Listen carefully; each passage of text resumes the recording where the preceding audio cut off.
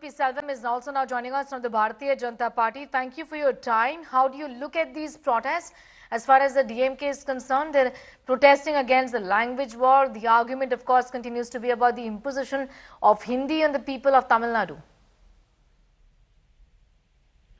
Ma'am, for long, from the time of inception of the party, the DMK has always taken language as their astra to fight against other centers. But unfortunately, back in the days, Congress was actually trying to impose Hindi, and it was fair that the DMK had a chance. But today, when the central government under Narendra Modi wants to allow the students to have the opportunity to learn any Indian third language, it is unfair that the DMK still wants to harp on to the Hindi wagon and say Hindi imposition is being done. This is just pure politics.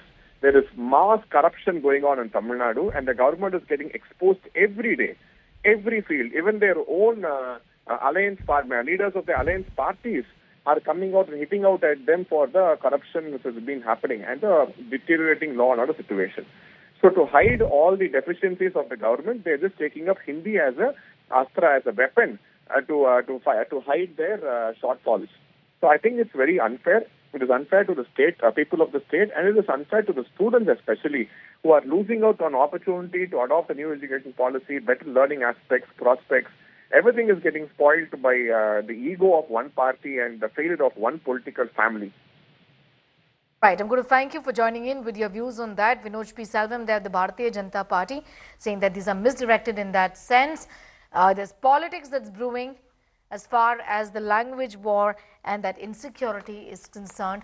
Anaga continues to be with us. Anaga, the BJP government has also spoken about the fact that there is nothing to worry about vis-a-vis the national education policy. Dharmendra Pradhan, the minister, has spoken about it, but these protests are unrelenting. In fact, Stalin has asked... Okay, in fact, listening to what the protesters... policy, which is nothing else, Hindi only, to study Hindi. We are against the Hindi imposition. We are not against any languages. We are against the imposition. So, this imposition is going to take away entire linguistic right of our people, the state right.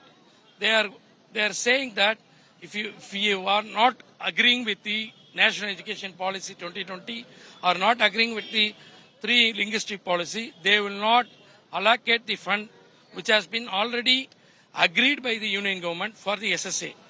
This is against the federalism, against the cooperative federalism government, against the constitution. We are showing our protest against the union government to immediately release the fund to the protesters government. They're speaking with Anaga, speaking to us.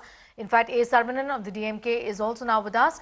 I want to thank you for connecting, and also want to ask you that there have been many attempts made by the BJP government saying that there is no imposition of Hindi and that there is nothing to worry about. Many say that, that these fears are unfounded. What does the DMK have to say about this, especially after the kind of outreach that has been made?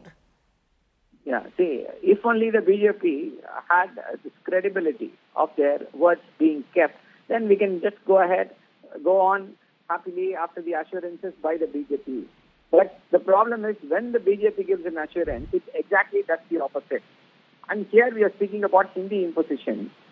Just one example, the kind of money that is spent for Hindi. Every year, 80 crores is spent on appointing Hindi teachers. Is this the same kind of money that is spent on other languages? No. They say use a third language. That is what the NEP says. But when the money is not spent on having teachers for Bengali, Kannada, Telugu, Malayalam, how will the students learn? Every penny is spent on Hindi.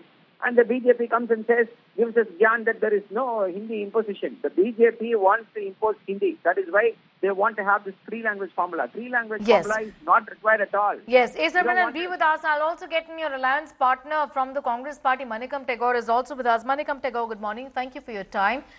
Do you also have the same sentiment? Given that there are fears, concerns about the imposition of Hindi, we'd say, and we see, the BJP government has clarified. Dharmendra Pradhan has said there is nothing to worry about. There is no imposition in that sense. The DMK says we can't trust them. Yeah, thank you. Good morning. The issue started with the irresponsible statement of Mr. Dharmendra Pradhan few days before. he only initiated this kind of, ignited this kind of thing, which by his irresponsible statement. First, Mr. Dharmendra Pradhan must stop this kind of irresponsible statements, because he in a statement in Varanasi made that the three-language policy is a policy of the government, and anybody should not, whomever is following, they will only get the funds from the central government. This kind of irresponsible statement and threatening tone is not acceptable in a democratic structure. One. Second is, all along in Tamil Nadu, this two-language policy has been assured by Pandit Nehru when he was Prime Minister, Indira Gandhi ji was Prime Minister when she was assured, and Atal Bihari Vajpayee also followed the same thing. This is the policy for Tamil Nadu, and we had always asked Tamil Nadu to have its own say in the state level education structures and others. Okay. The Union government, particularly the BJP government, guided by the RSS, is trying to impose the uniformity part and imposing Hindi on it. Imposing food, imposing dress, imposing language is not acceptable. RSS and BJP want to do that thing, and we will always stand with the people's rights, and states have the right to choose. All right, I'm going to thank you, Manikam Tigor, for joining in with your thoughts on that. Final words from Mr. Saravanan about these protests. What does one expect as far as these protests are concerned? Like we were talking about, in spite of the assurances, you say you're not buying those promises. Yeah, see, this protest is because of the arrogant attitude of the BJP minister. He said, we will not give you 2,100 crores. As the BJP is digging from their own coffers and offering that money, who are they? They are just an instrument of the constitution to devolve the money. You don't listen to us, I won't give you money. I don't know what they think. They think they are the masters and we are their slaves. That is not how the constitution has envisaged. This is a federal polity where every state has its right. We have the right to follow our own policy.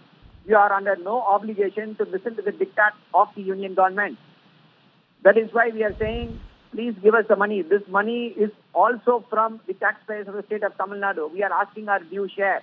And he has the temerity to inform us that you will lose another 5,000 crores. We will take this to the people of Tamil Nadu. We know how to get this back. We know how to fight back. We will do, and we will get our due share. And this is the first time. This is the first time we are protesting against this union government. This will further intensify if the money is not released to us. All right, I'm going to thank you for joining in and sharing your views with us, A. Saravanan, there of the DMK, on the fact that they do not trust the BJP government as far as imposition of Hindi is concerned. More attention being given to Hindi teachers.